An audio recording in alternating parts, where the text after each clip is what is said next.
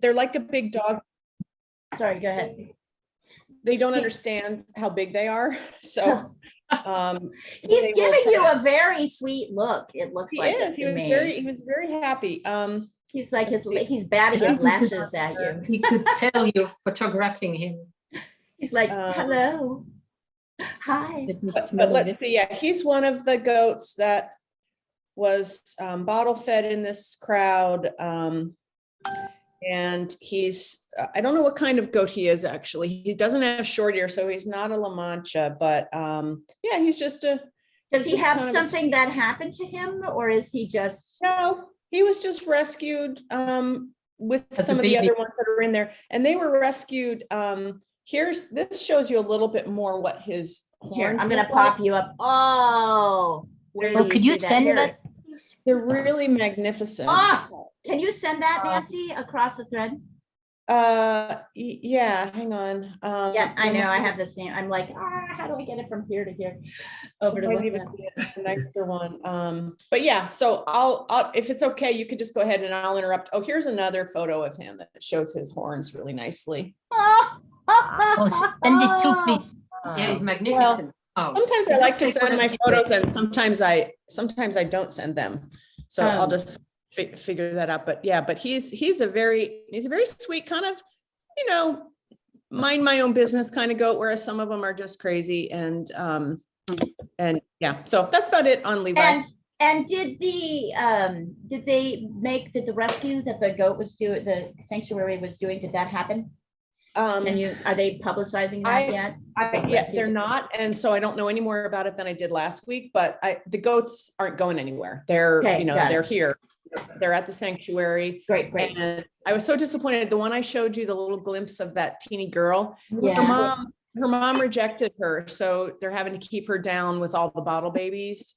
So that's kind of sad. The brother's still there with the mom, but Oh. anyway. Well, all right. Well, Nancy, I really appreciate this picture. What I like about this picture is that it kind of, and hi, Claudia and Jackie and Francesca and Osiris, nice to see everybody.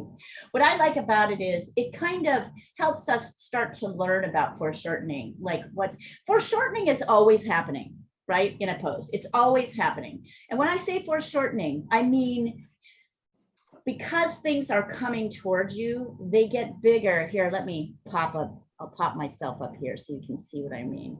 Foreshortening really means exactly what it says. So, right, so you can see my arm looks pretty long and I put it to the side here. But as I bring it towards you, look at how short the arm gets. See that? So not only does my hand get bigger, but my arm gets shorter because it's coming towards you and you can't see so much. So it's like, right, here's the side, long arm, all of a sudden gets short. So foreshortening means as you come forward, things get bigger and they get kind of more squashed up and short looking. So like I said, always this is happening. If you look at my face right now, my nose is foreshortened. My chin is slightly foreshortened. This part here is of my brow is partly foreshortened. This is always happening. And it helps to understand it because when you understand it, you can kind of treat it a little bit differently, right? In a way, I deal with this hand and this arm are kind of separate planes. So even though they're all connected to me and to my face, right? I'm going to almost block in and deal with this hand separately than what I'm going to do, what's happening with the arm, which is in a slightly further back plane than what's happening with my face, which is way further back. So I like this concept of it. It's a little exaggerated, but I think that helps you see what's going on. We've been working on these poses a lot. Here is the Thursday drawing portrait pose, where you can see this is kind of a, he's kind of sticking his chin out and pushing his face forward. So it's an unusual kind of a janky pose, right? But it helps us kind of understand how foreshortening works.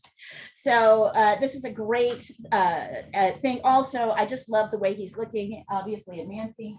And I like the black, I like the focus on the face and the I like the, how do I say it? The black and white, the contrast. So let's get going. So if He you're also working has a with, little tiny tip of hay on the bottom of his beard.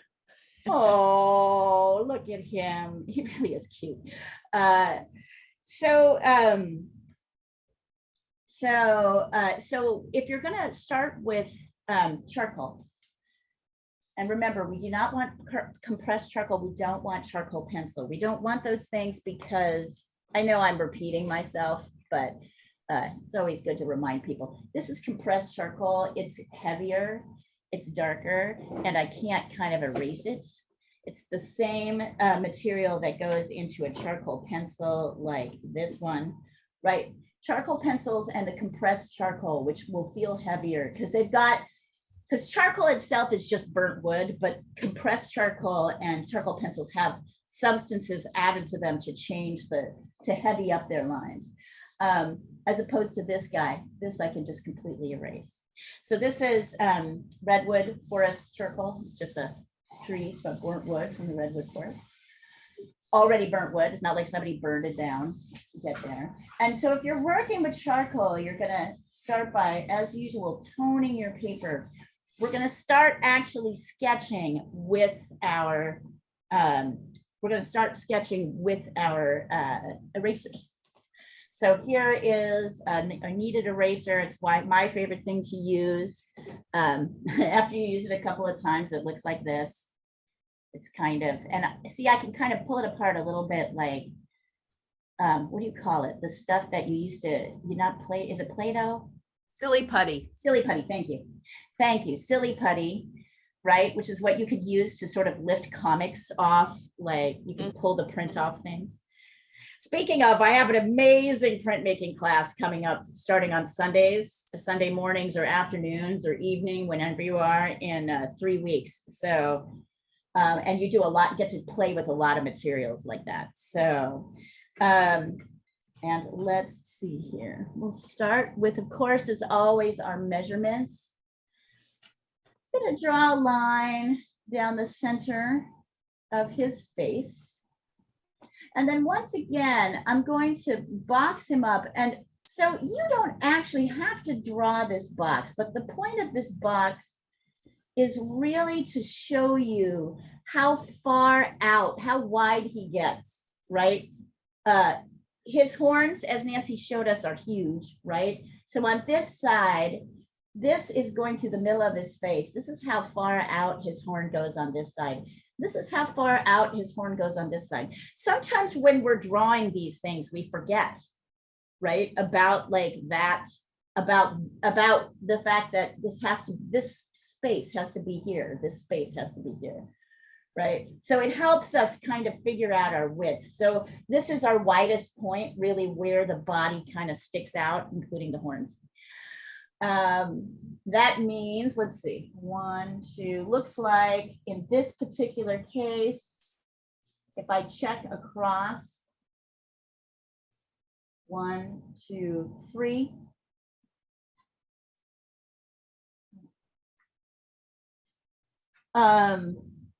This is about 1/3 of the way across. So when you start with your line down, I'm drawing in using my eraser, but you guys can draw with your pencil or whatever you're working on.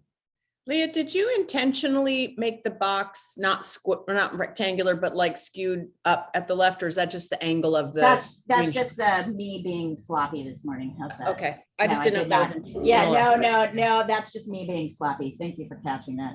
There we go. Come on, Leah, pull it together. Wake up, it's time. Yeah, Trying to follow you so closely. Yeah, no, I appreciate that. So as usual, we're going to start with our vertical center line to use it to determine all other things, right? And I'm just going to make it this long because it fits. And then when okay, yeah, we're going to have to do 1 or 2 more things before we determine exactly how wide this is. And then as usual, I'm going to find my halfway point, which looks to be, where do you guys see it? Can you guys do this thing where you hold your pencil out? Can you do this? Tell me if you're going to hold your pencil out, since if I'm training you correctly, I should be training you to do this, right? Right, hold your pencil out straight and figure out where the halfway point is. And I mean the halfway point from the top of the horns down to the body that we can see. It's right around where his nostril or something is. Not half, Bottom. like a little bit above.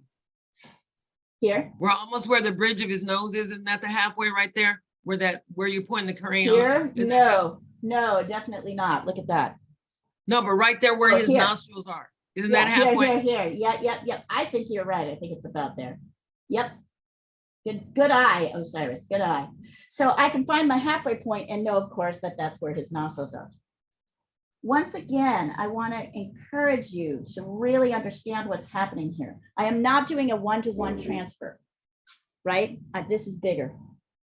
I'm not doing a one-to-one transfer. I'm doing a proportional like drawing. So even though this half is smaller than this half, as long as these two halves are the same, proportionally, things should work out. This is a hard concept to wrap your mind around, but once you get it, it really makes things easier. It's measuring, you know, people find measuring tedious. While we're here, we might as well find our halfway points as well. They can be helpful. There we go. Once I find one halfway point, I can usually use it, right, to determine my top halfway points. 1, 2, 3, 4. And now I can determine at my width, the width of this by comparing it to my height. Interesting. It's about absolutely, here, I'll find a different colors. Colors. Here, I'm going to use this pastel. There we go. So this is the width. It's about 2.5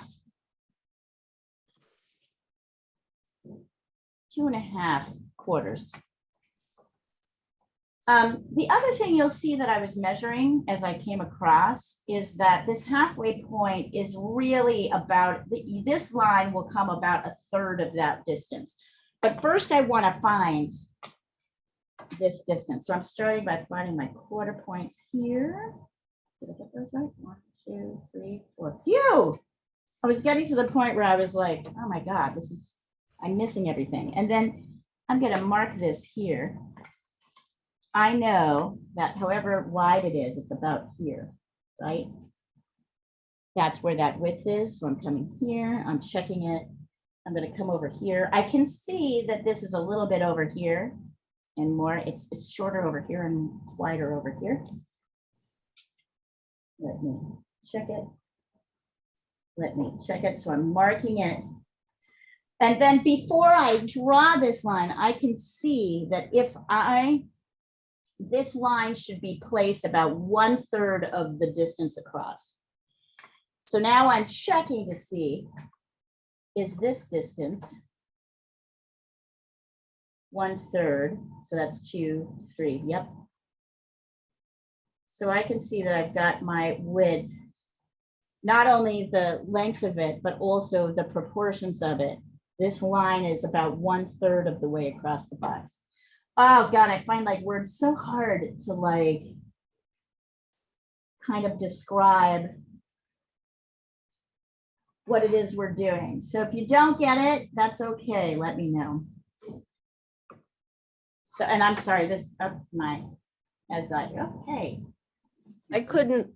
I was struggling with getting my goat up on the wall tape so I could do the pencil thing. Why don't you do it with the computer? It's too small.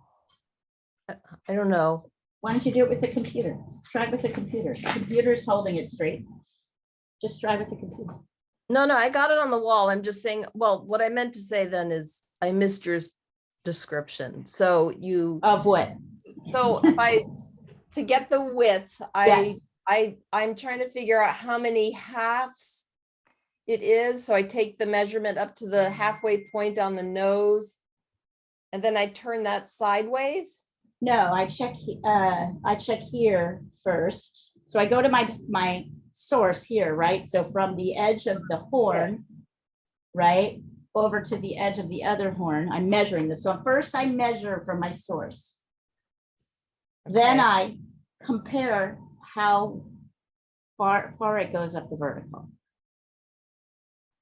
And I can see that it's 1, 2, 2.5 quarters, right? So now I come over here and I mark the same place that's here, and then I go backwards. 1, 2.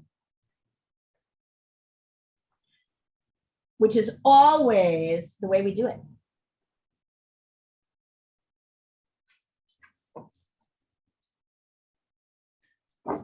So this is.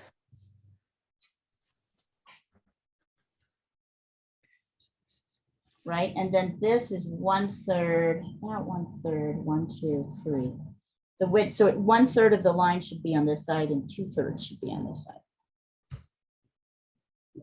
Okay. So right. let me, I'm gonna send this across so you guys can, oh, I see, we're already there. Poor Diana. Sandra, remember your assignment. Your job is to provide relief to Diana after the thing is over.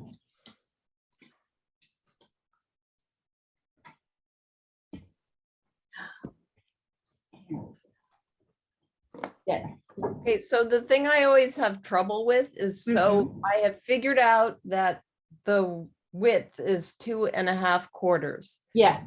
But then how do you turn that to the left and know how much to put to the left of the line versus? I like to use my pencil. So I'm just actually using the pencil as a form of measurement.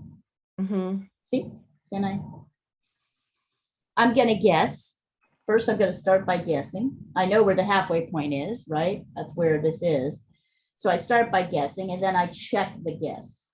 So I know that this has to be 1/3. This is 1/3 on this side, 2/3 on this side. So I lay down the line. You can see basically my width is the width of my pencil. So I lay down the width of my pencil. I mark one side, I mark the other. So I have the width. Then I start measuring. So if there was no line here, just imagine it like this. This is what you're asking, right, Bettina? This is Yeah, what you're okay. asking. So All right. watch. So I'm checking this. Now I'm guessing. I think, oh, it's about here. I know that the width is no more than this, the width of this pencil. So I'm marking it here. I'm marking it here. It's a little awkward. Right? And then I'm checking before I put that line in. I'm like, ah, yeah, this is about 1/3. The placement of the center line of the goat is about 1/3 of the way across. Okay, so I think what I did, and this is how I'll have to adjust, is Mhm. I was doing something proportional on the paper that matches the right proportions, but That's wasn't, what you're supposed to be doing. but didn't match my pencil, right? So if I Right, take, so maybe you need a Therefore, I- ruler. So there's a couple, good question. So there's a couple ways to handle that. Number one, here, I'll show you. Number one, if I stand far enough away, my pencil will fit, right? The drawing gets smaller, so I can use my pencil. Mhm. But you can also use a ruler. But don't use the ruler on the number side, just use it on the, right? Okay. Use it on the blank side so that you're not focusing on the numbers so much, you're focusing on the spatial relationships. Numbers can be a not very helpful crush. With respect to the top of its nose, his nose, you just guesstimated where that goes on the vertical line. What? The top of Goatee's nose, the red mark. I you didn't just guessed- estimate that. I checked it Ah, here to here. I did not Oh. estimate that. Oh, I That's what that see. is. Sorry, that's the bit I missed. Yeah, that's okay. There's a lot of steps to this, as I say often. It's like IKEA furniture.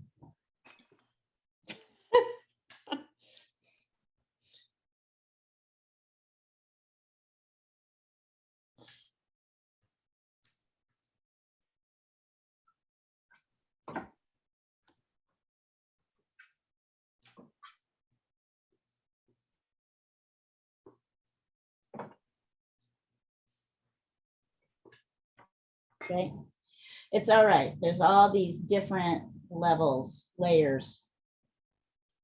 So if I want to use my pencil, that's all I've got. I'll step farther back so I can actually eyeball it and see. It's not the same thing as being able to come right up and put something on, but none of you can really do that anyway, right? So you're all going to have to kind of stand back to check it. 2, 3. If I'm training you right, I'm training you to see this way.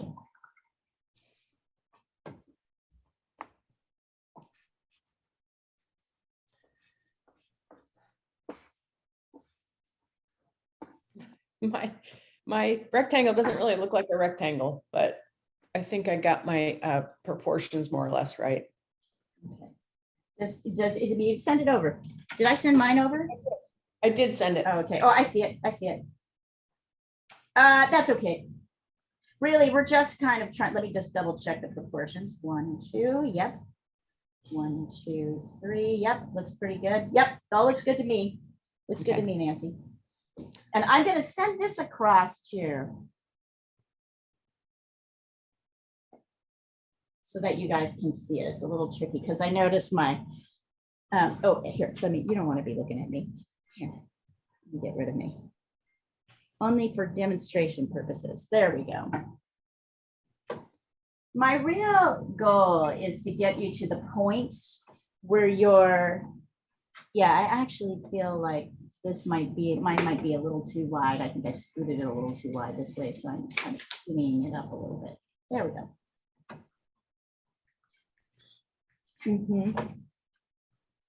A little bit more.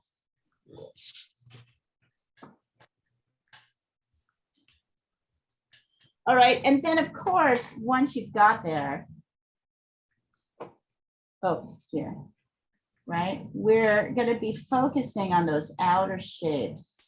We're thinking about negative space.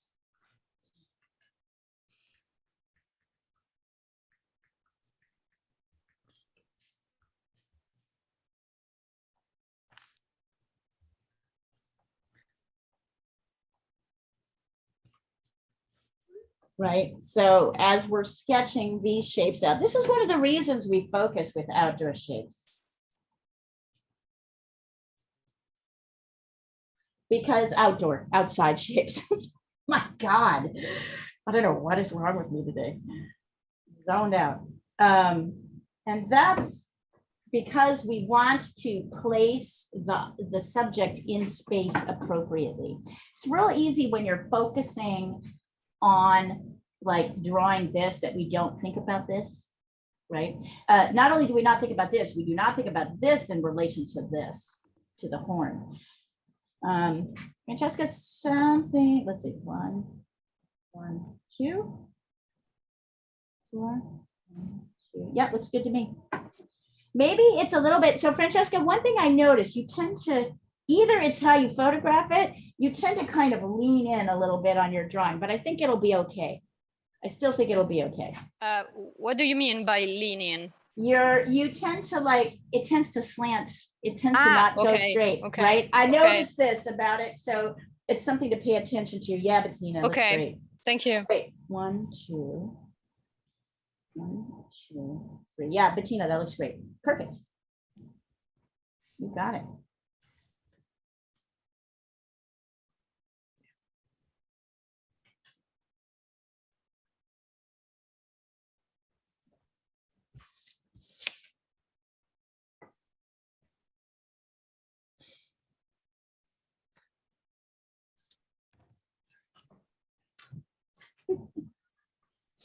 I've been copy editing Diana's program book for this particular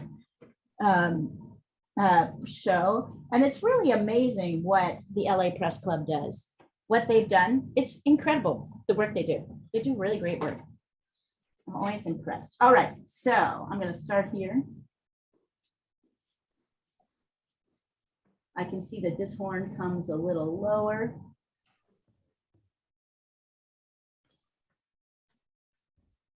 Right. Kind of focusing on it, kind of rides the edge of this line. About at the quarter point is where the eye, the face kind of bends in a little bit.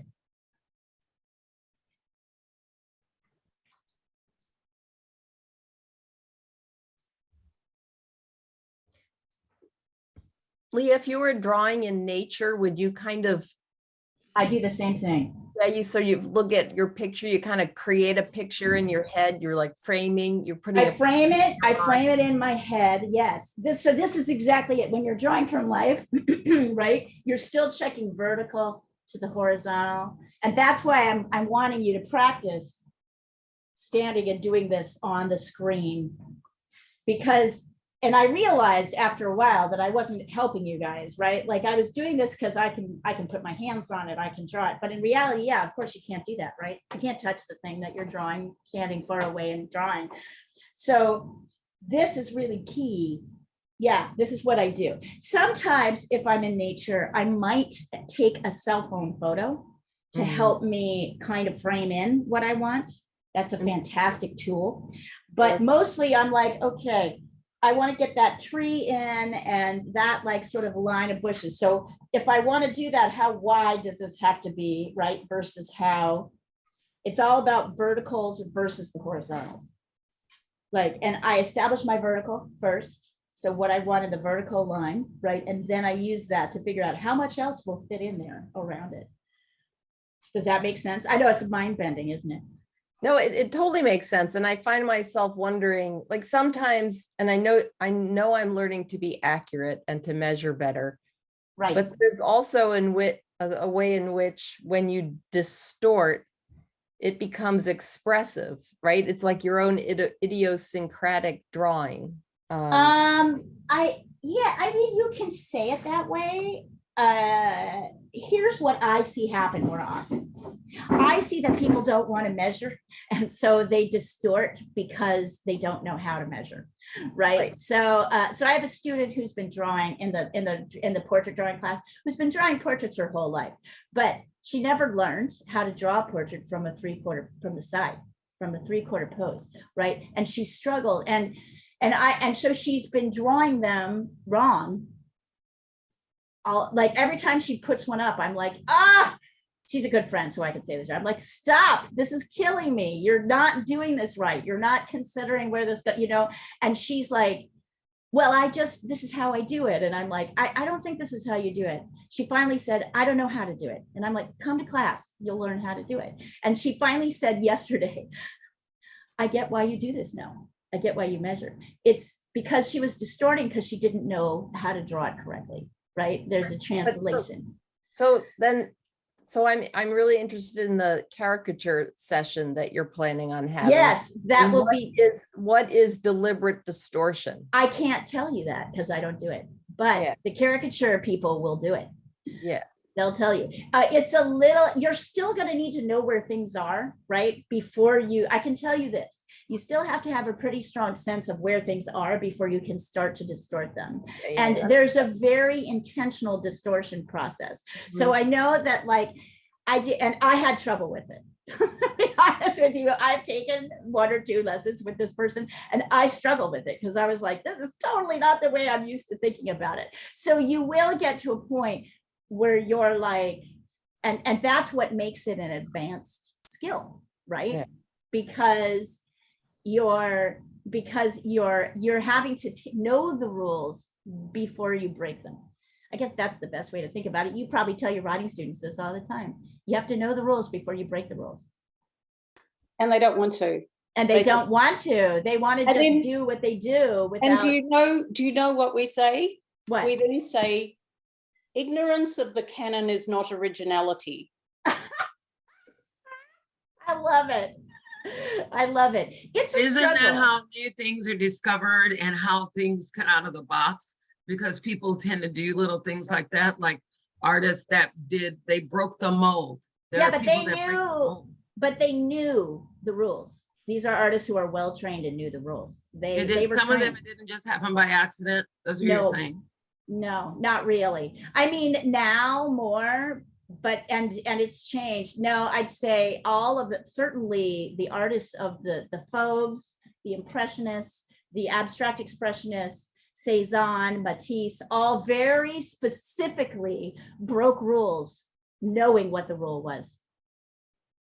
They did not do this intentionally. They were very well studied.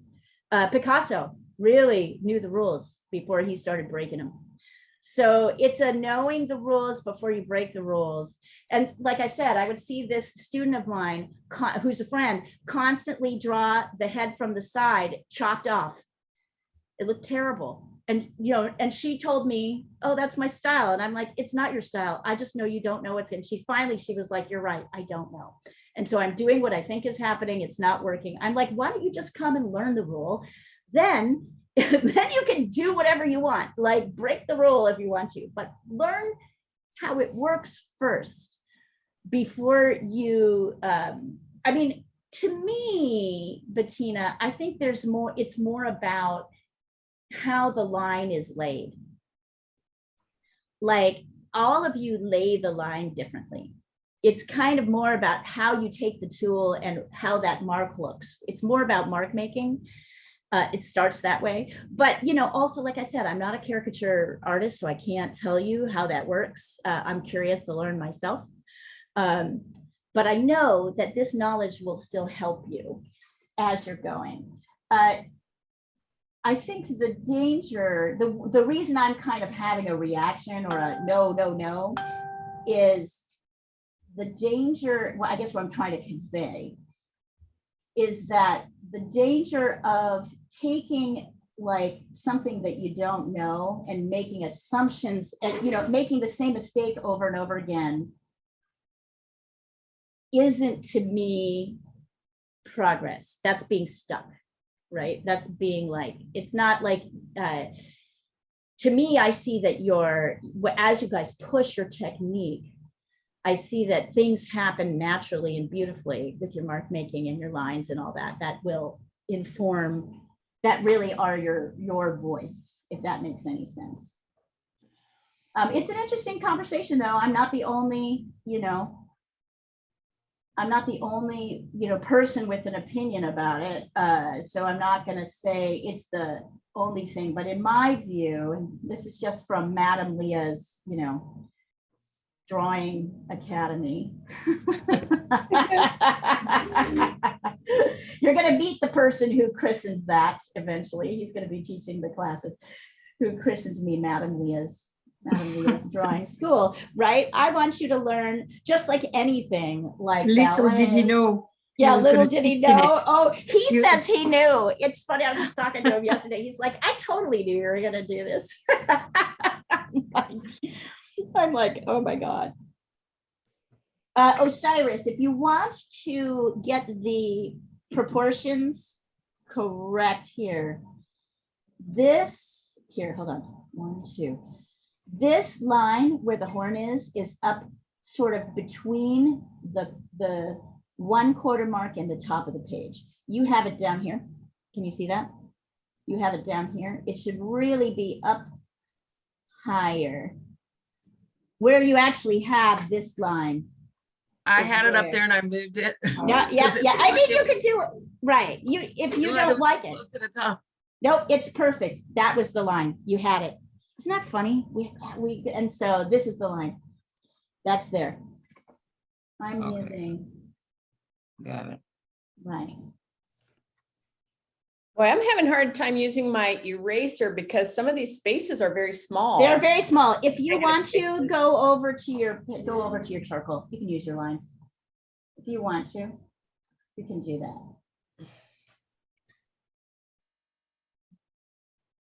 Leah, Yes, darling. the question is, what happens? Like I do a lot of research. So I've learned, I just don't take people's opinions anymore because some of them are opinions and they're not facts. So I don't know who's a Valid. fact and who's an opinion. Valid. But I trust you because you're a teacher. But anyway, I've been doing a lot of research. So I found out that in New York, there is a school that women used to attend. It's called the Lily Dale Academy. Ooh. And Hilma Af Klint and a lot of women used their intuition to draw and paint Mhm. without the direction of an instructor. So years later, because Hilma Af Klint told Right. them she didn't want her stuff released until 30 years after her death. So years later, they not only find out that she was ahead of herself, they found out that she was drawing was with the help of a teaching. pendulum. That she was- was drawing with the help of a pendulum. Really Yeah. fascinating. And a lot of the women that went to that academy were doing that, and they were considered to be witches and strange and all of that because they were using their intuitive side of their right brain. Now Did you that is you get a fascinating. pendulum? A pendulum?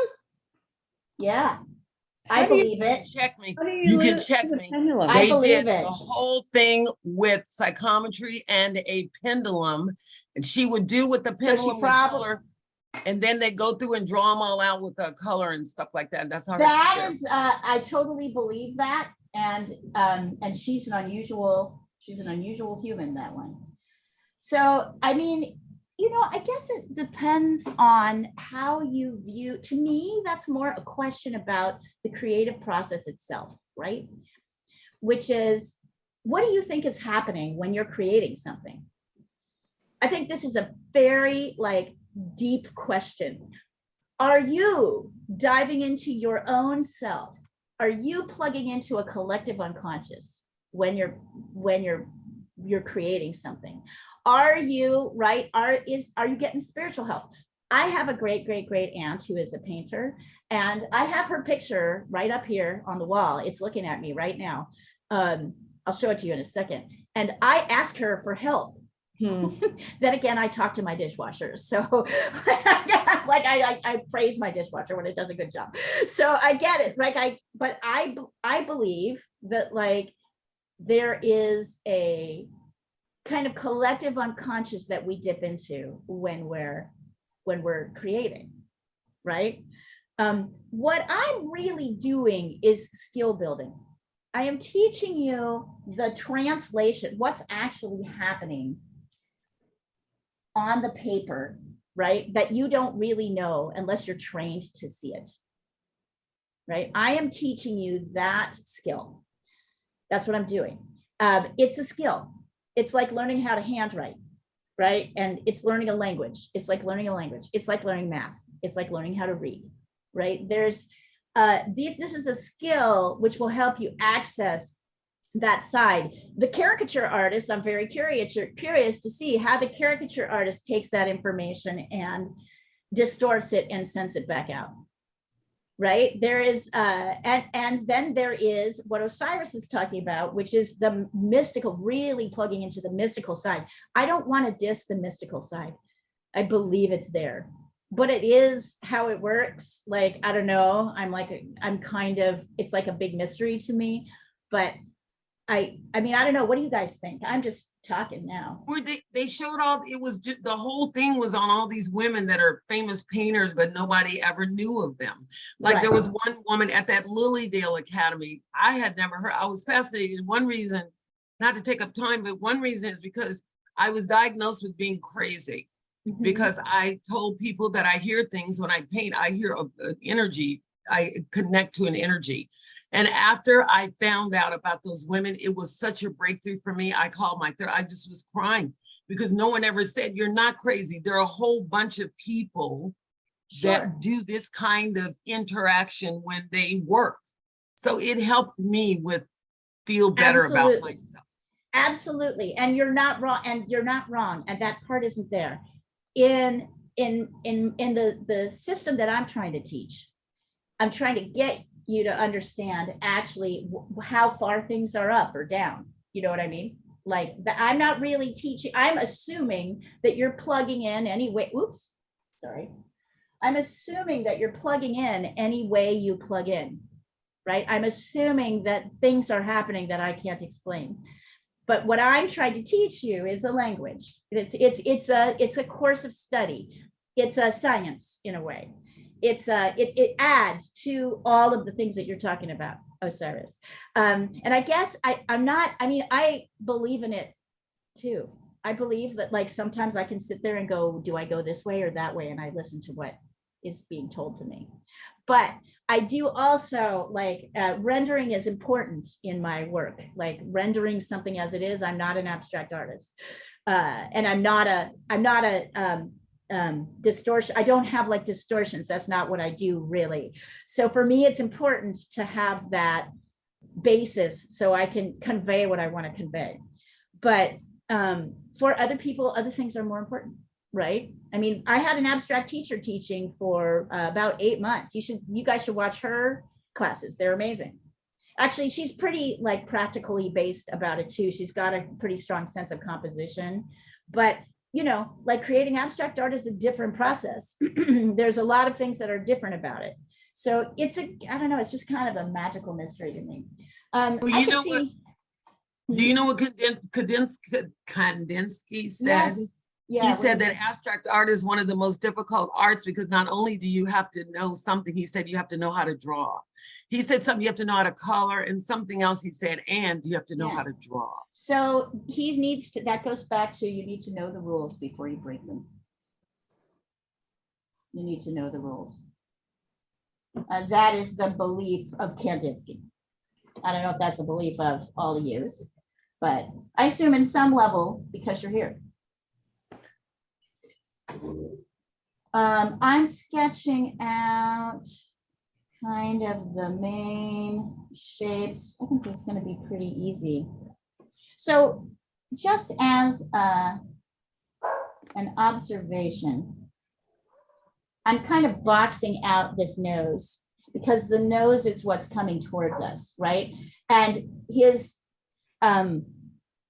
face from this angle means that we don't see the side of the nose. We don't see the nose coming out, right, from the side. So I'm boxing it just like I did with my hand, because the same thing is happening, once again, the same thing is happening when I move my arm from here, right, to here.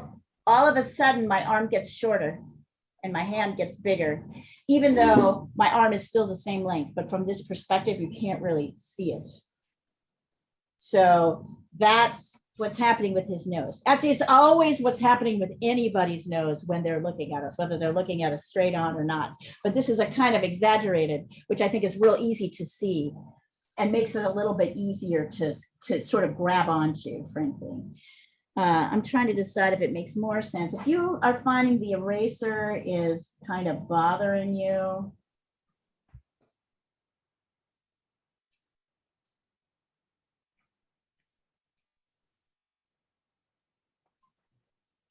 so I can even sketch this box, kind of comes up here. I can even sketch this box in if I want to help me focus on these shapes.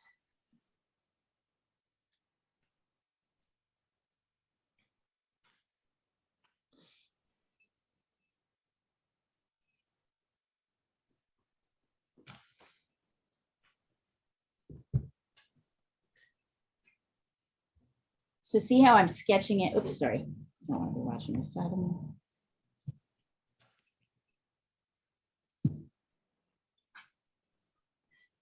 Being visually and spatially aware is an important skill that I don't think is taught enough. Osiris, so that your horn is here. Osiris, I want you to look at the shape. Here, I'm gonna take a picture of it so you can see it up close. Look at what's actually happening here. You're putting where the sort of you've got here, hold on. Let me get this over to you first. So you have this straight across like that. This is what you've got going right there, right? But that's not actually what's happening with this goat. There's a shape that looks more like this. It's like 4 lines that kind of correct. So this is all just about paying attention. And also it's a little bit wider. So look at the shape here, right? Here is the, look at, so the ear kind of runs into the horn on this side. Here, there's a little space.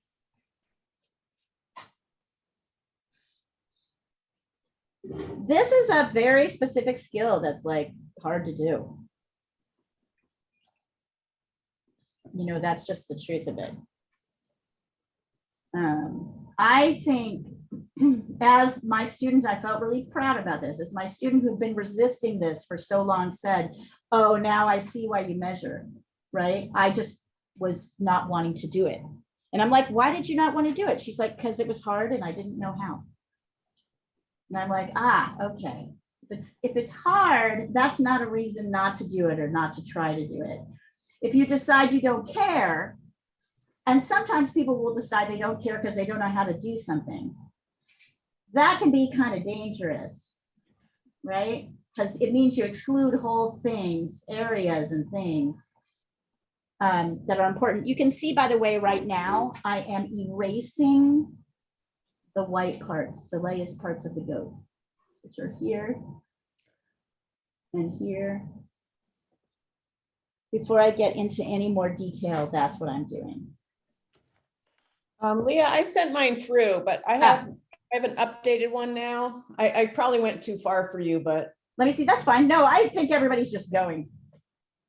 Okay, Francesca, that looks pretty good. These look good, guys. Oh yeah, so Nancy, let's see. One. That looks pretty good to me. I will tell you one thing. It looks like you're kind of jutting this out. Yeah. A little bit too much like that. So that's a very typical drawing mistake, right? I like to actually break my curves into straight lines. Oh, okay. That kind of, because it's easy, it's too easy to exaggerate them. Look at just a little tiny, that seems like just a little tiny bit, but it changes things, right? Other That's than that, helpful. I think we're looking in good shape. So it's like, there's a, it's a focus on curved lines are a bear for drawing. They're very easy to make too big. We tend to focus really closely and make things bigger when we look at them. So drawing forces you to step outside that and try to see how big things really are in relation to each other. And it's challenging because it forces you to pay attention to things you don't really want to pay attention to. Like, I don't know, the side of his back here, right? Is kind of not that interesting. Yeah, Bettina, that looks great. So go ahead and start going on into the inner. I just say, and by the way, I feel like at this point, you guys are at a point where you can't go ahead. I can pull you back if you need it. You know what what's doing, and it helps to get in here and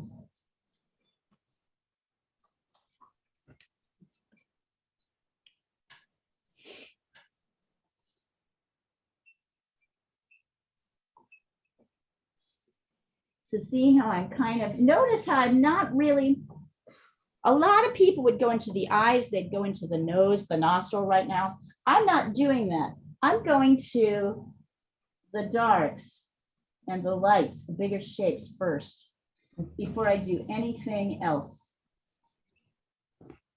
I'm trying to get those in. So before I start getting into too much detail, it's also, because that's also a place where you can get kind of big. I'm also going to go erase around.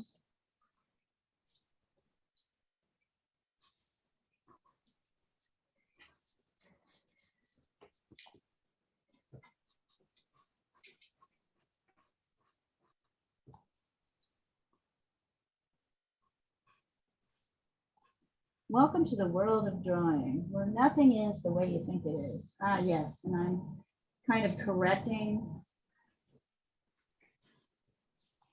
So on this side, I can see that my horn kind of goes straight up and over. And on this side, it kind of bends. So here's a very typical mistake people will make in drawing. They'll just put these two exactly the same. Even if that's not what we see, even if that's not what's happening, right? So, I mean, and I think people do that because they don't know where things are, right? You don't know where things are. So that's an interesting question about respect. To me, respecting a thing is really seeing what the shapes are doing, right? It's like, but for other, you know, it's, I'm just a speaking stream of consciousness now as I'm doing this. I'm thinking about all of our conversations. Because it's everybody's got like kind of a valid point, and I want to try and take that into consideration. I'm also trying to let you know what I'm doing. And by the way, here, you'll notice that the eyes line up on either side of the head at the quarter point here. So I know, let's see, I've lost my quarter point, so I want to make sure, yep, it's right here, I think. 1, 2, I actually went back and found it. Oh, yep. And I need to bring my eye up just a little bit. So the shapes of the eyes. This shape is kind of down. I'll send over a new copy of this photo without all this stuff. I can see that this eye is slightly below the quarter point. And this one's slightly above. So his head is slightly tilted, which is partly what gives him that cute little soft look.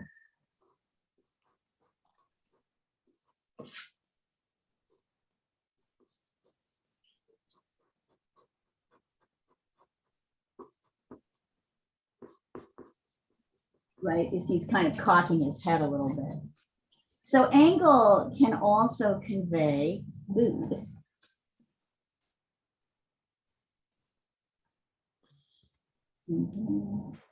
Yeah.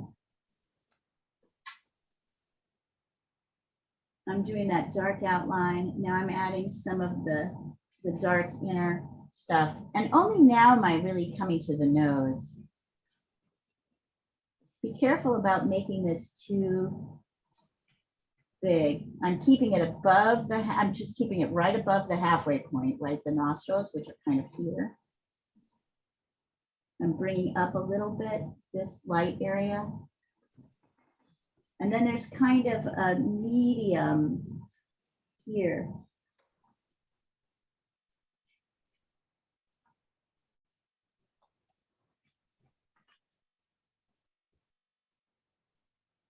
Oh, hello.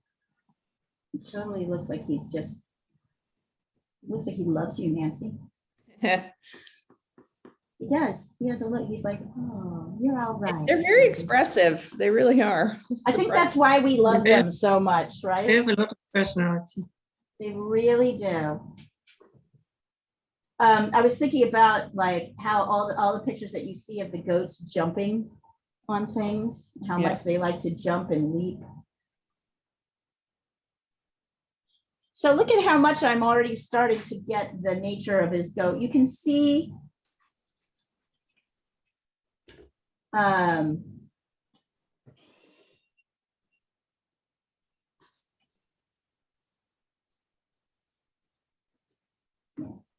bring that up a little bit. Maybe I need to bring this line down a little bit. You can see that the line, we can see it more on this side. It kind of ends about here on the other side. So another typical mistake that people make is to do this, right? Just assume. So this idea of paying attention to shape, if you're wanting to learn the language of drawing, it's here.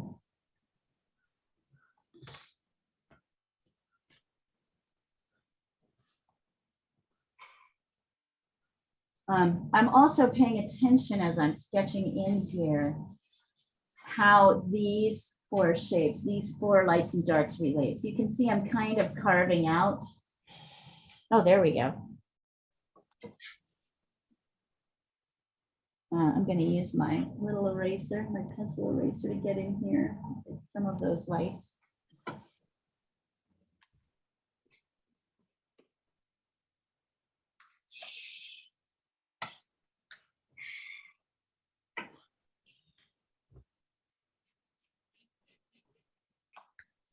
Oh, I can also see that this light comes down because he's tilting his head a little bit. This light comes down a little bit farther. This goes up, so I'm adjusting that.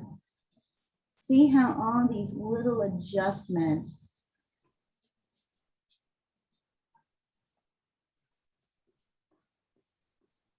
The left brain, which is really the dominant.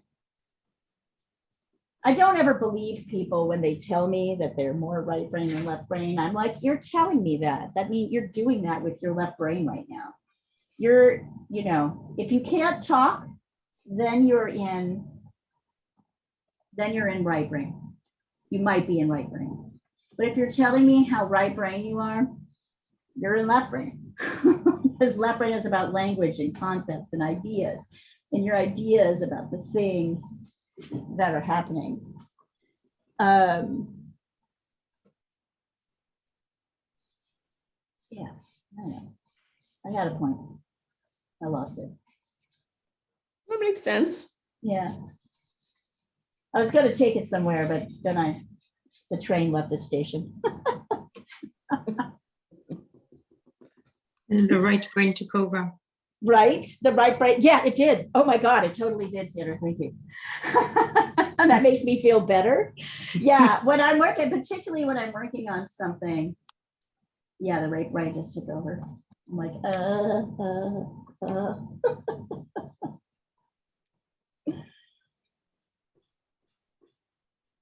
You can see there's kind of these nice little, this is kind of like a midtone here. And then little dots of dark are in it.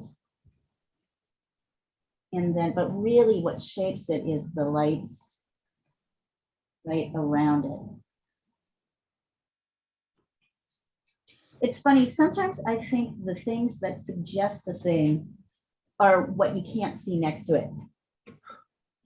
So these little whiskers, even though we know they're in here, we can't see them. It helps more to show like the edge where we can see them and where we can't than to actually draw them all the way across, right? So it's interesting. There's sometimes it's the thing next to the thing that will help you get to where you need to. The thing next to the thing, that lost me a little bit. Well, Sorry. it's the thing next to the thing. So I'm right now trying to show the whiskers. I can't really see them over here, even though I know they're here. So I'm Okay. focusing on this shape Uh, to help convey the whiskers, okay. right?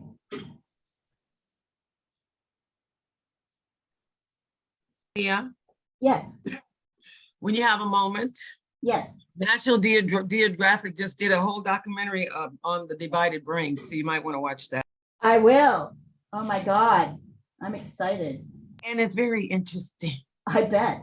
I mean, you know, that's the thing about the brain, right? It's this fantastic tool. We still don't really know You don't really know, and that's what I'm what's like. going to happen. What's happening? Unusual until they really discover, like 10, 15 years down the line, when mankind has grown up a little bit more, then they'll discover, oh, that really wasn't true. This was true. It's like a Well, magic. I don't think, yeah, I guess that's true. I think like, if you think about it in brain research, I mean, they used to say up until like the 90s, they said that like the brain didn't change after like the age of 13, that it was static. You know, that was the belief of like Past 13, neurosurgeons. I'll tell you, it does. We know, honey, we know. Everybody knows. Now everybody knows that, right? Everybody, that's how like people recover from strokes. It's neuroplasticity, right? It's how your brain, you develop a new neural pathway to relearn the thing that you lost in the other part of the brain. But even like with all of that, like we can measure a lot of the things, say, that happen when you sleep. If you don't get out of sleep, X happens, Y happens, blah, blah, blah. But nobody actually knows what sleep is, right? In a very like, we still don't know. So we know more and more about what the brain can do, but we still don't know why, how it functions, what happens, what's going on. what's our belief versus what, what's external versus what's external. I mean, I don't see it as being proven wrong. I just see it as getting more information. Some things are proven wrong. What? And- Some and- things are proven wrong. Yeah. And that's the thing about science is that it's at the knowledge where we are at now, and in 5 years, And maybe we're completely slow. different. We're slow. We're slow. We're slow. I don't know. Our brains are fast, No, we're actually. slow. I think we're kind of fast. It's Here, let's just, see. Leah, Oh, Nancy, that looks great. he's Jackie, that looks fat. His wonderful. face is too fat, I think. Yeah, bring it in a little bit. Bring it a little bit in on this side. I just can't see it. Okay, all right, okay. Just try bringing it in on this side. It's a little bit more angled in.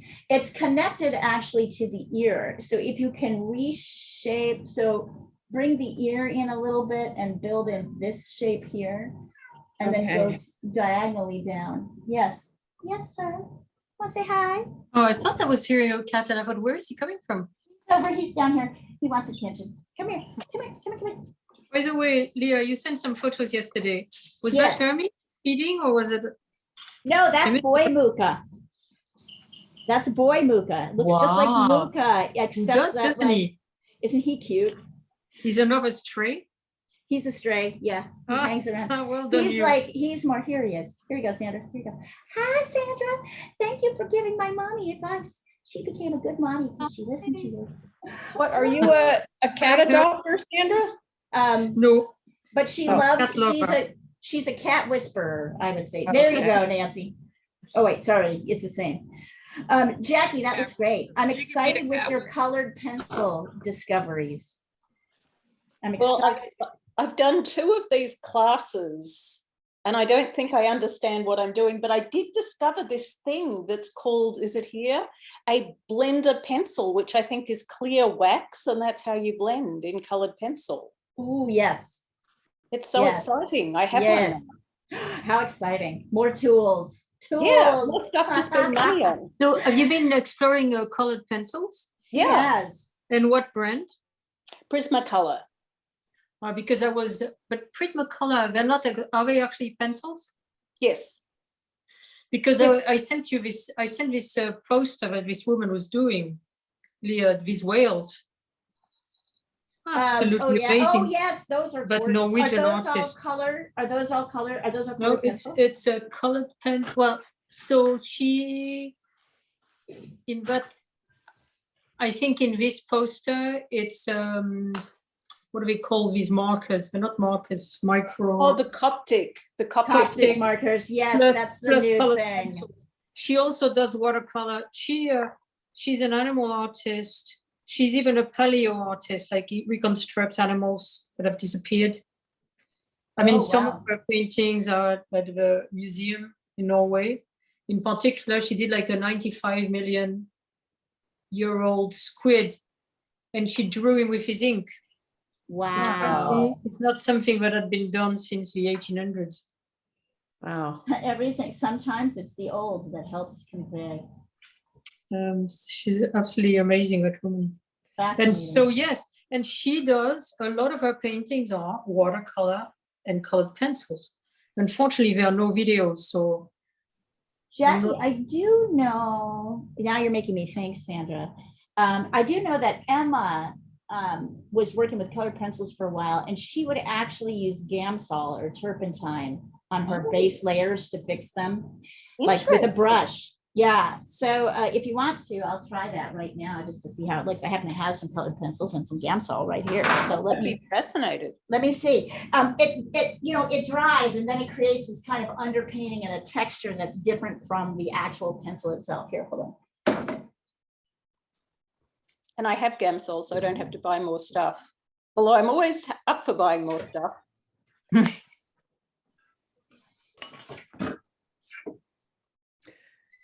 I have a random question for this well-traveled, diverse group. We're going to France next week, and we're starting with a trip to stay in Paris. And I've been to Paris a number of times, so I don't feel a need to do a lot of sort of pilgrimages.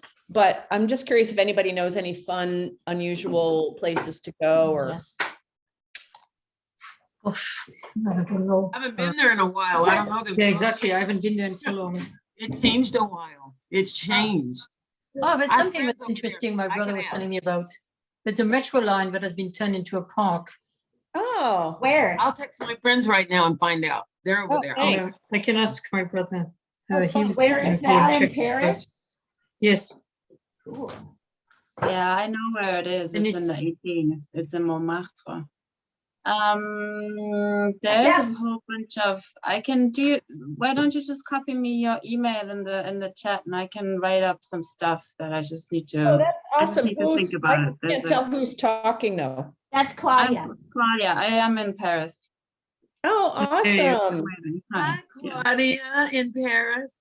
Hi. Claudia is Diana's former right hand woman.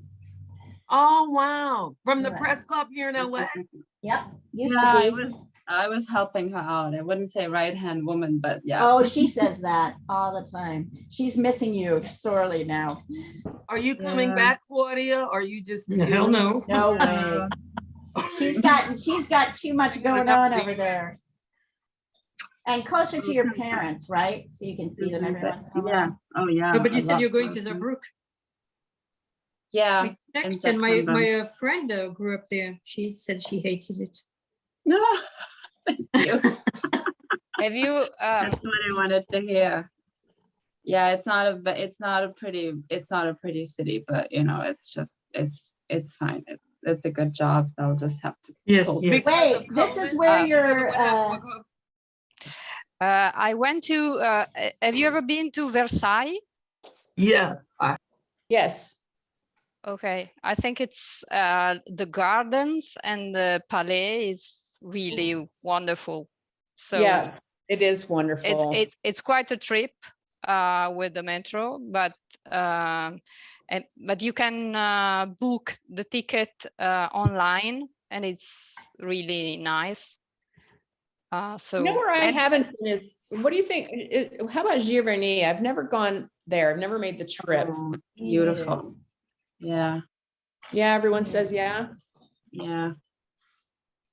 And also there are oh, right, like you guys are getting ready to go. That's right. new You're going. museums, like Louis Vuitton Museum. There are like a lot of art exhibitions know about and this. about fashion as well, if you like it. I don't know. It Oh, I bet depends my what you daughter would like. Yeah. Jackie, I'm sort of, I'm gonna let it dry. I'm not Okay. like super excited about it right now. Maybe I'm using the wrong kind of colored pencils. But then what do Um, you, so that affixes it and then do you do a layer on top, or is that just to Of fix course, it? everything has an underpainting, even colored pencils. Everything has an underpainting. Yes, Cool. that's what it does. And it smudges them. You know, what might be more fun for you might be watercolor pencils, because you can do that with water, right? Like, Oh, you can yeah. start with they're colored pencils like pencils, but they're watery, so then you can put water on them and smudge them around. I don't know, Sandra, do you use those at all? No, Mm. I've seen them. I don't have any, but I could get I some. have some actually, but I don't use them. Not even for like, I thought you might use it for like No, detail work. because you know what I use for details now of the eyes is ink. Yeah, My That makes the ink sense. pen, that makes way more sense, Special- particularly for the things you because- like to do. the because way you I like to do get it. like vivid black. Of course, this is a very easy way of messing it up, because if you get it wrong, you can't erase it. But I find that it's the best vivid black. At the same time, I get like a fine point.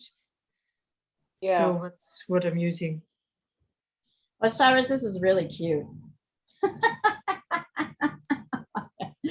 You just took the head and made him the whole. Does it look like That's a the whole- goat or? It does. It looks like a goat. As long Um, as it looks similar, I'm good. I'm good. I can- yeah, it looks like a goat. If you wanted to, you could kind of square off the edges. Yeah, Okay. Nancy, you guys ought to try and meet up with Claudia. Here I am telling you sorry, Claudia, setting your schedule. But you've met other like students from this class, right? You got to see Olga Olga was and here a couple of months ago. Yeah, came She to looks check. like a friend of mine. That I have a friend that looks like you. Her name is Claudia too. Her name is Claudia Aradet or Here, I'm gonna Alright, pop that- you up. Okay. That's true. I'm gonna add Claudia just because she's new. Hey, Claudia, you're up on the screen. Say hi. Me? Hi. Hi, Claudia. There she Hi. is. Where are you living right now? In the 8th? No, in Seven. Montmartre. In Mont. Oh, Oh, the artist district. Fancy. Miss. So much inspiration everywhere. I'm trying to live up to Fancy. it. Hi, her. Did you have a hard time adjusting when you got back to Paris and being in the US? And how has it been since post-COVID? Great question. It's back to normal. It's pretty much back to normal. We don't wear masks anymore. We can travel. It's Rates are pretty low over there. I think they're going back up, but Yeah, they are hospitals, here the too. hospitals are fine and people are just outside. We actually have tons of American tourists.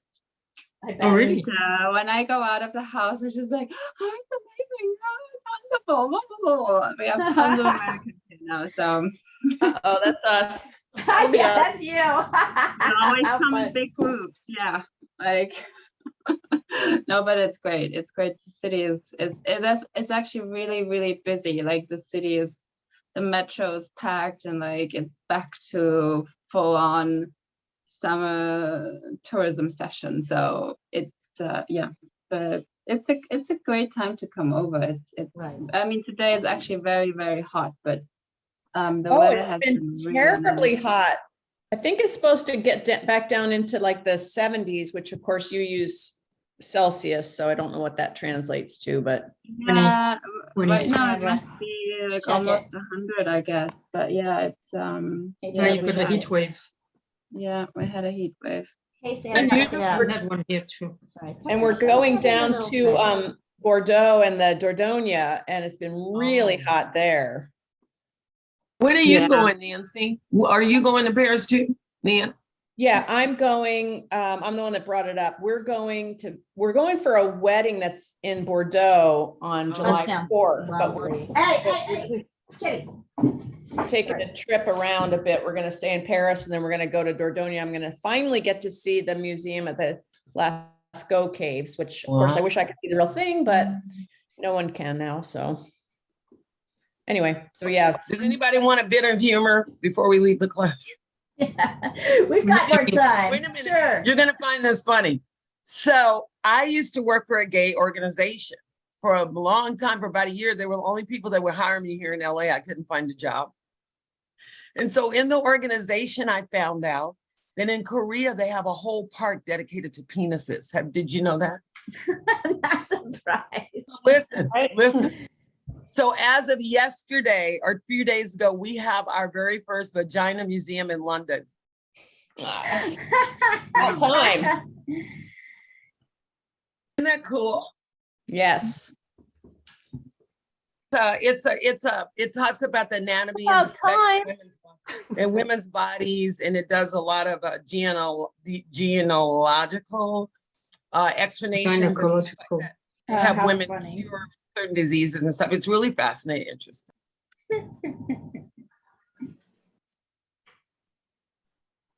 Talks about diseases.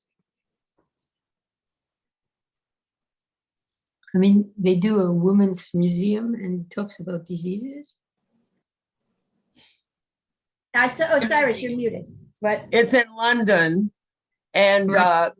it's in Glastonbury, or it's somewhere over there, but it's really big, and it's a whole thing dedicated Glastonbury is to the- understanding how women get Mhm. diseases, how we function. It shows the anatomy of the female body and things like, it's really interesting. It's not like a sexual necessarily, thing, but it is interesting, and it is dedicated to women. It's not suggesting that women are diseased. It's just No, saying, but it's like- yeah. They focused on that. But Yeah. They do studies, and it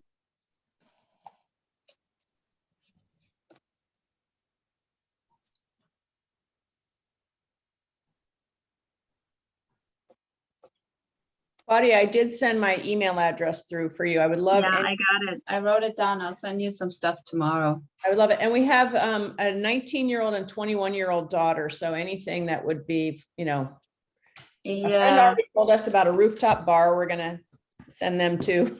Yeah, there's a few really cool ones. And there's also like they have this place that used to be a train station or a train like a depot, where Oh, I they think would put that's all what- trains and they turned it Is that into what Sandra was saying, the giant metro Yes. stations? Yeah. Yes, that's the one I meant, yes. mm-hmm. Yeah, I'll write it down tomorrow. I would love it. Anything that you enjoy. Thank you. Well, it'll be mostly food, to be honest. Food and drinks. So. You're my- my kind of gal, Claudia. I knew My it. trick there is I'm a vegan, so that'll be interesting. Ooh, well, I know. I it's was gonna a be vegan hard. when I It's went gonna to be Paris. fine in It wasn't Paris. It's gonna be vegan. harder in Dordogne because they love Is their it? duck down there. I know. And the pate is like the pate capital of the world. Yeah, I'm Oh, planning on God. stocking up on You some. guys, you're making me go back. Hungry.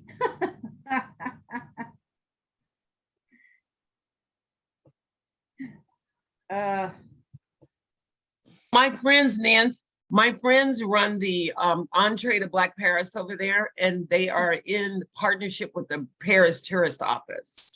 So if you Oh, go over there and you do get stuck for something, her name is Monique Wells, and she and her husband, Tom Reeves, oh my they run the God. whole thing over there. And they know everything about Paris. They're involved in the news things over there. They're in the media over there. So they, Wow.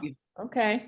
Well, and I love to see like where, I don't know, Marvin Gaye hangouts. I'd love to see where like, all of the major artists Yeah. of who could like take it here, Like James found really, Baldwin. yeah, like we're They over just did the there. Josephine Baker thing. They had a I big thing. love She her. was entered into the Pantheon over there. It was a big deal a couple of months or something ago. Well, she's amazing. What a fascinating person. Isn't there a new movie coming out I can't remember who's, oh, I know, Janelle Monáe is playing Josephine Baker. Oh, what a great role for I know. her. Yeah, I that's love excellent casting. I love her. Wow.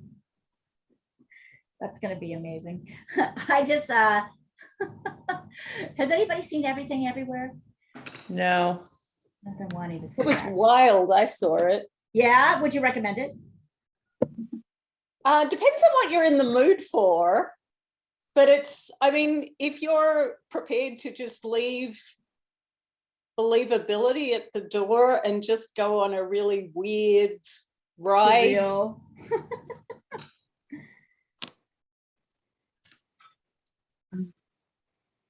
I love Michelle Yeoh. Yeah, I she's lived in great. Hong Kong over the handover to China back in the 90s, and she was young then and in every movie, and she's so epic as an actress and as a character. And That's because she was in the Hong Kong machine as well, she did, and the people who are kind of crossover, like Wong Kar-wai, and she's in all of it. Like, it's just really a pleasure to watch her in anything. Well, it's very much her movie. The movie very much just really showcases her. Yeah. Her height, her. Is Ken Watanabe in it? Is he they usually play together. Is Ken Watanabe in it? No, he's Watanabe. not. He's not.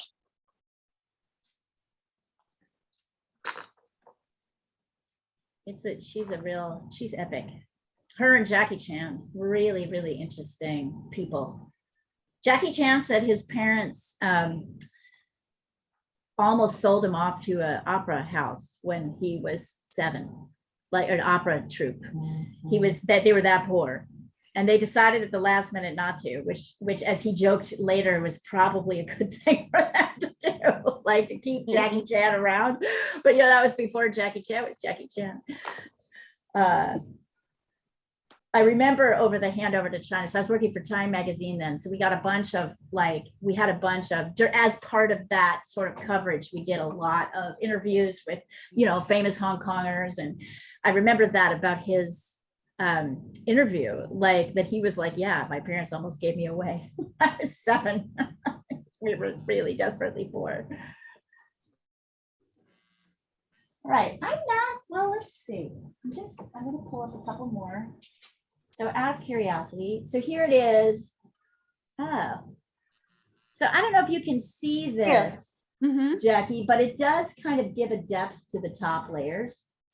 Hmm.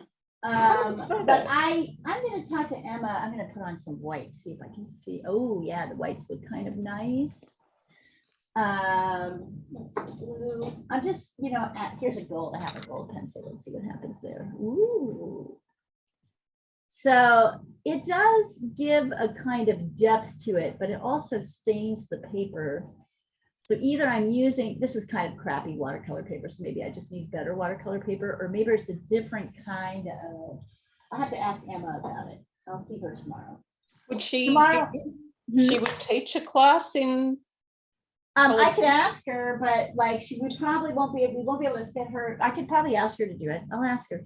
Oh. I don't know how comfortable she is. This is something she did a long time ago when she was just a kid.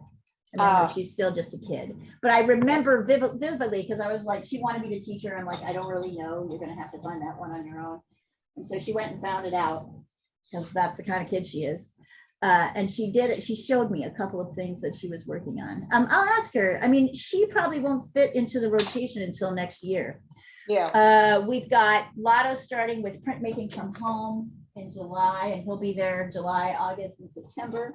And then Lorelei Ladd will be teaching caricature drawing from at this time period from October through December. And then I'm hoping Jessica Pryor will teach copying a master in oil in January, master portrait in oil. And then in January, and then maybe I was hoping Marie Sandgath would come back and do some pastel work. She's taking some new classes right now, and I think she's got some new techniques she could offer. So it just depends. I can fit her in. Let's see. Oh, Francesca. So I want you guys to look at this. When we talk about things like voice, this is great. Look at the difference in the way Francesca's marks and Nancy's marks look. And look at how that conveys different things. Like they're both working, but very different in their approach. Francesca, I think you're jutting out a little too far. There's too much body here. Yeah. It comes out, so I would erase that. And notice Nancy's really got the angle right here. Like, it's kind of because we're looking down at him, it's a little bit more sort of smaller and more, we're not looking exactly straight on at him, we're looking down. This is great. Yeah. Nancy, what I would do now is erase around the edge and work, get this light that's around the edges of him. All right. To really push that forward. I think the hardest thing for me is the colors and not colors, but tones and. Yeah, just seeing the values. Yeah. Yeah, seeing midtones is harder than seeing midtones are more varied, right? Like this is probably a 3. This is a 5. This is like a 3 with a little bit of 2. This is a 1. This is a 1. This is a 2. Right. So you start with the bigger darks and lights because those you can see. And then you see how many, when you're trying to add detail, you're looking at them. You're looking at those lights and darks. But you're saying go around and erase all of the background. Well, look at it. It's light compared to your Okay. goat. So that will probably help. Oh, having said that, I can see here as I'm looking at it, I need to pull my guy a little bit too. There we go. So Francesca, I hope you don't feel bad. I had to do the same thing. No problem. No You problem. guys are really lucky because right now, as I was saying the other day, I'm like kind of pushing my skills, which means I'm making a lot of mistakes that I don't normally make. So you get to see me make the mistakes and then correct them, hopefully avoid them yourself. Lucky you.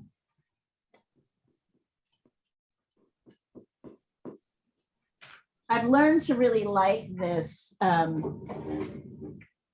embrace this mistake period, because it always tells me I'm getting better at something, I'm integrating it. But to do that, I have to kind of run what I'm learning all through all my different systems. So I tend to make more mistakes that I don't normally make. I can feel myself kind of clicking back in, so I'm not as bad as I was, but like last week, whew, just making all kinds of mistakes.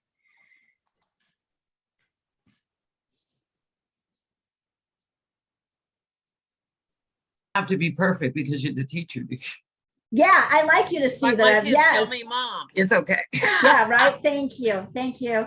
I actually like it. I realize actually I make a lot of mistakes during class because that's just part of the process for me. And I realized I wasn't really explaining them to you guys. I was erasing them so quickly because I just see them and erase them so quickly. And I thought, am I serving the students by not showing them that I also am making mistakes and I'm just in that? For me, it's part of the process. So now I'm trying to highlight them a little bit more so that you'll see, like, I mean, mistakes, I don't really mind. To me, it's very much part of the process of learning to draw and drawing. Actually, not even learning to draw, just drawing is about guessing, laying it down, and then evaluating in all the different ways. Okay, it works here, it doesn't work here, it doesn't work right, like all of that stuff. But also, because I happen to be kind of pushing through a kind of new level, I can feel my work kind of evolving a little bit and my skills evolving. Usually when that happens for me, I go through the phase where I make a lot of mistakes, like so many. It's like I'm trying to, like, it's like I'm trying to cement in this new way of thinking about things. So it's interesting. And how to talk about them and how to teach them and how to approach it. Those of you who've been with me long enough will notice I don't teach things the same way twice usually. I mean, there are some things I teach that are the same, but a lot of things that I do not.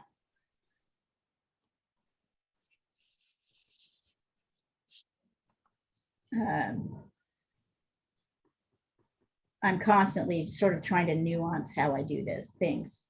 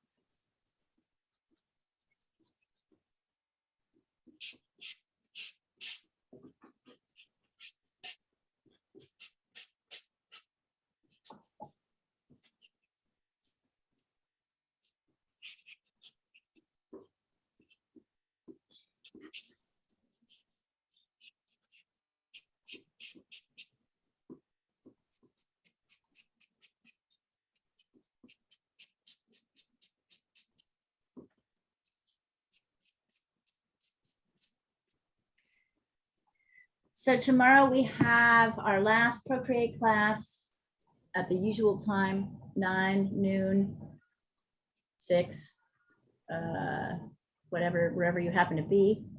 And then there is a studio, there is a, what do you call it? A painting studio I'm doing a little bit after the, half an hour after that class ends.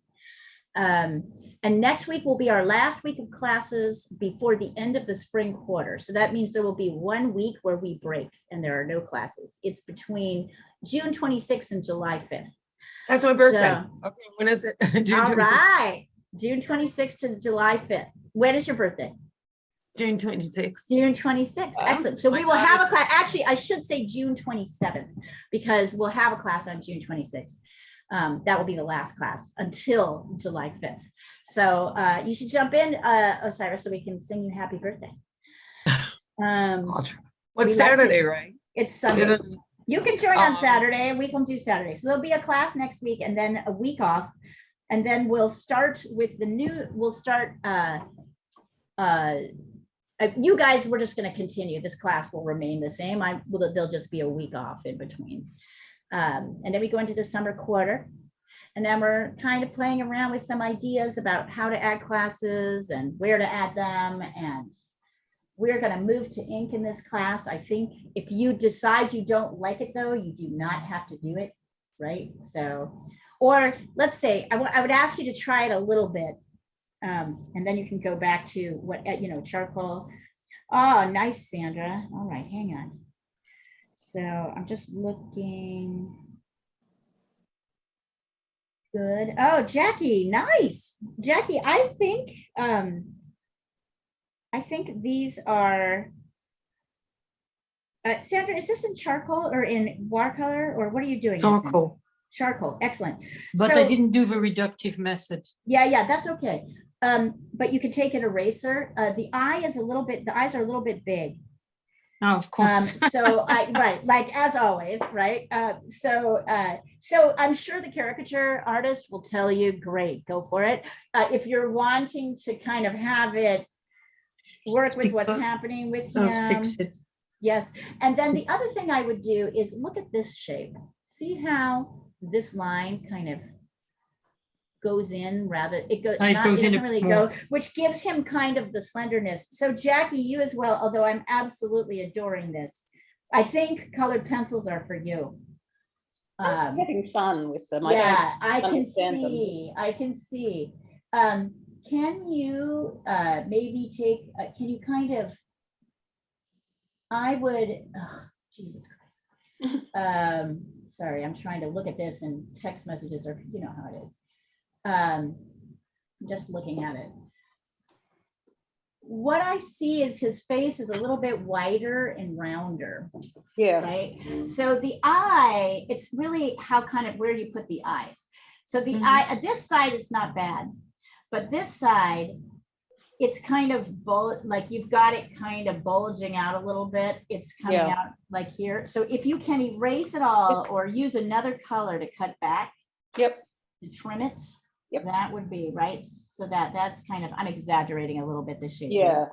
It's like that. But you notice it makes a difference, right? Yes. In likeness and kind of what's happening.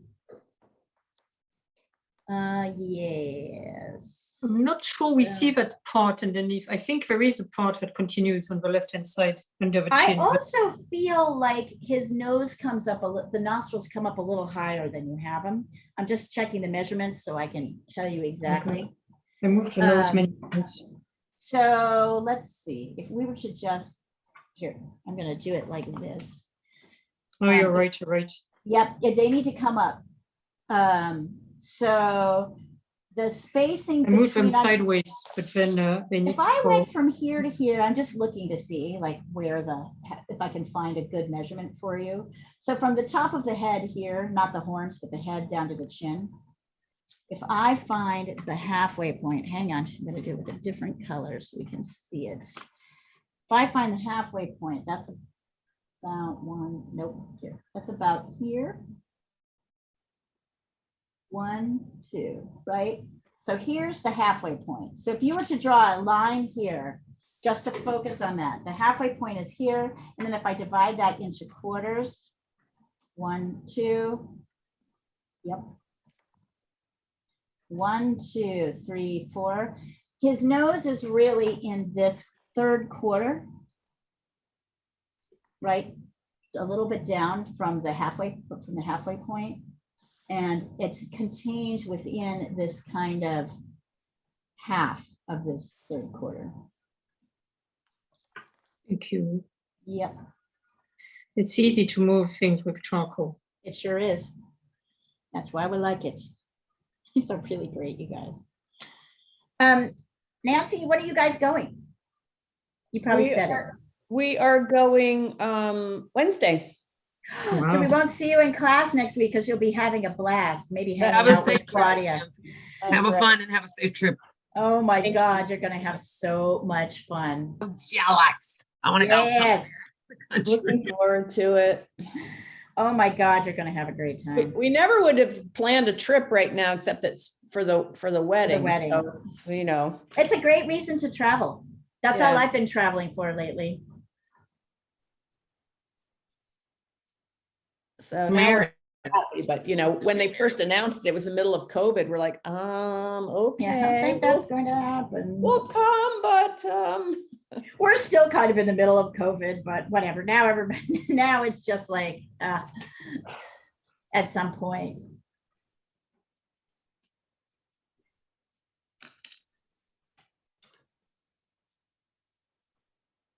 I'm just going to send this and see if I did it any better. Yeah, I'm curious to see how the problem solving happens in colored pencil.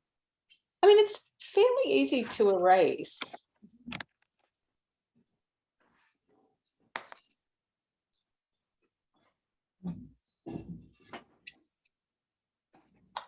Let's see. Oh yeah, Jackie, that looks great. So maybe you should get a little bit of background color in there, and you know, maybe green, Sure. or actually some green to kind of push the lighter greens and yellows to kind of push the drawing forward. Mhm. Nancy, how's that working for you, erasing? Did that help kind of push your guy forward a little bit? it does. I'll show you. Wait, you're gonna only still- get so far with, I could totally tell by your voice that you're like you're getting to the edge of what charcoal can do for you. So wait till we go to ink, because that is gonna change things. Ink, you can get dark. You can get really dark. Oh yeah, it's great. He's adorable. I think you should spray fix this one and put it on your refrigerator or your wall or something to remind you of the great volunteer work you do for them, and to remind you of his love for you, because that is really don't know how cute. It's really cute. Oh Thank my you. God, the softness of him. The softness of him. I'm really loving this. I love how you guys all have the smile kind of cocked on the left there, on our left. It's really looking great. We've got about 10 more minutes. So if you feel like you're not sure if there's anything else to do, you can send it over, or you can step back and look at it from far away.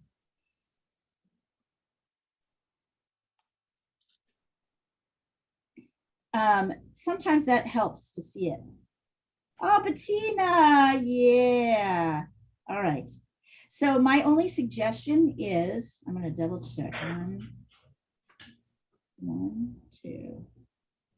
I would look at the shape of the nose a little bit more. It's a little bit more triangular and spreads out a little bit more on either side. Let me turn this upside down for last minute changes. I'm going to do that right now. Hold on.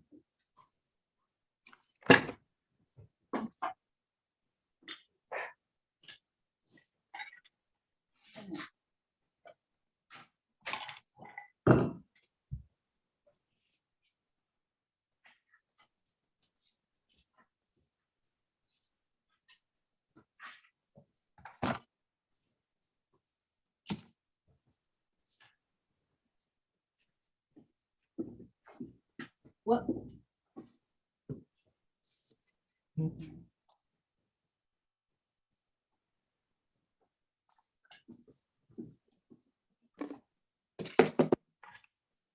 So can you see what I mean? That the nose is a little bit wider. Yep. Take a look at it. It's because of foreshortening.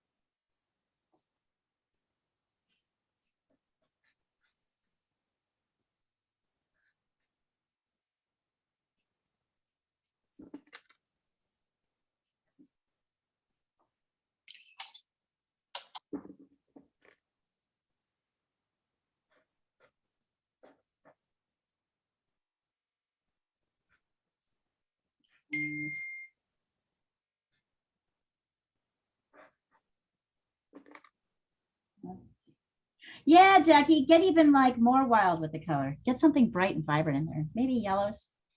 I like the base, but I like, I see also this is like partly the paper that you're using. Get something bright, a little bit brighter. He's mostly black and white. Glass five. Let's go.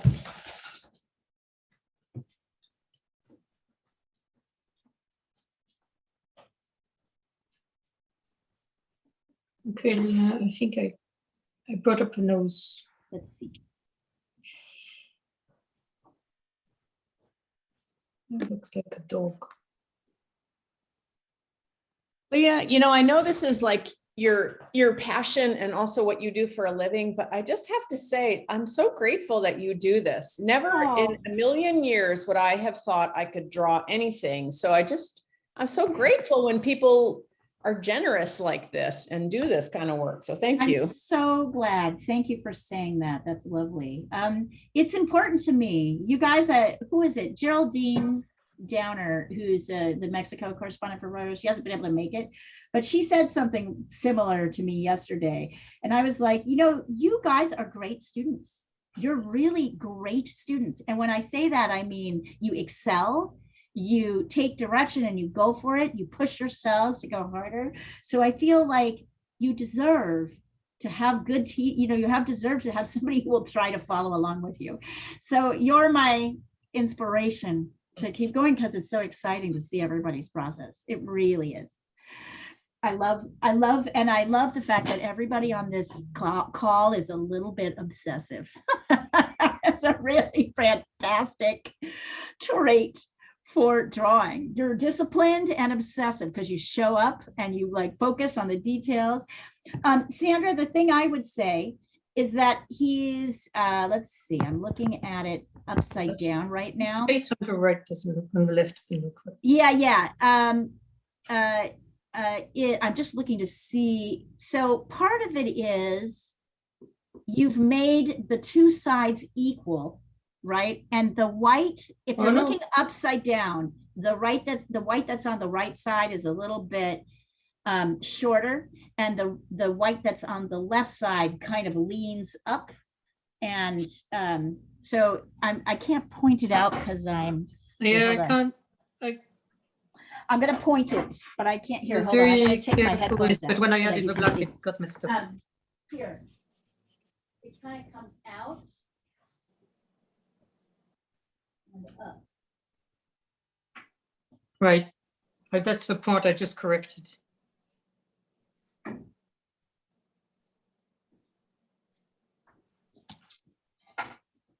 Thank you. I also think the width of, when I'm looking at like the width of the eyes, hold on, I'm doing it right now. So I'm looking at yours. Okay. I also think the eyes need to be a little bit smaller and wider apart. So if you look at the dark, if you let the dark and the white shapes kind of help shape the size of your eyes a little bit more, you'll feel a little bit more that shape of the face. It's funny. Oh, Claudia, he's adorable. He's adorable. Yep, I'm looking at him upside down since I've got it here just to see. I think the face Nice. is a little bit too wide, actually. But I don't know if I do anything.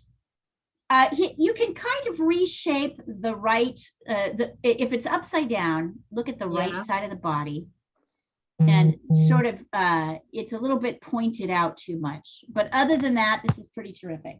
There you go, Jackie. See how that yellow really pushes him forward a little bit? Yes, yes. I like it. Oh, he's darling. They're all darling. He's adorable. Absolutely adorable. Claudia, one more thing I wanted to show you. I'm going to have to point to where you are. Wait. Have you guys been able to hear me? Yes. Can you hear me? Yeah, great. Okay.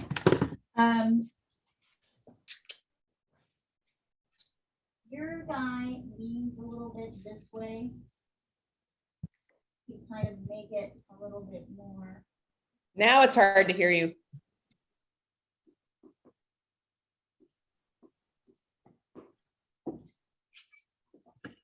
Sorry, my computer was losing juice and I had to, I'm far away from it to get it plugged, far away from the drawing board to get it plugged in, so. All right, let's do last couple minutes. But it's fantastic work. And Leah, are we gonna be doing ink sometime soon? Is that I kind Yes, of we're gonna thought do that in July, in July. Okay, your favorite. I know. I It's thought we so were doing it today. You can do it, right, now you can totally do it, right? Like some people just decide this is it for them. I know it was No, I really love it. mental for me. The only other thing I'll say, Nancy, is that it is a great delight to me because doing art, particularly learning to draw, really changed my life.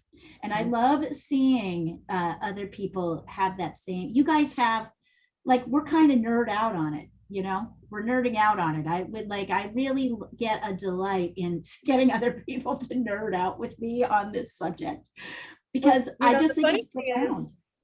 is, the funny thing is, well, it's not funny, but I am here because of Janet. And, you know, Right. I would talk to her at church, you know, she was talking about drawing and I was like, and she said something similar, like, I never thought I could draw. And I was like, what?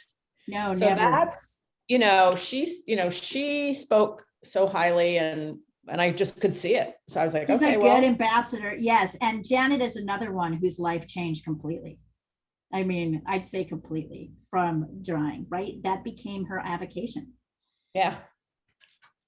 See you next week, Francesca. Wonderful. Love him. Make sure to post him on Instagram. He looks adorable. I love it. I love it. Oh, wonderful. Next time we'll come to Italy, Francesca. We'll come to Milan and visit you. Woo. I would like to do that. Oh gosh, yeah. Yeah. I was in Rome last week and it was just gorgeous. Wonderful. You were on vacation or working? Yeah, no, it was a private trip. Yeah, I went to the Nice. Vatican museums and I went to St. Peter and I was just Oh, blown away. It was magic, just- magic. I've done that. It's wonderful. Yeah.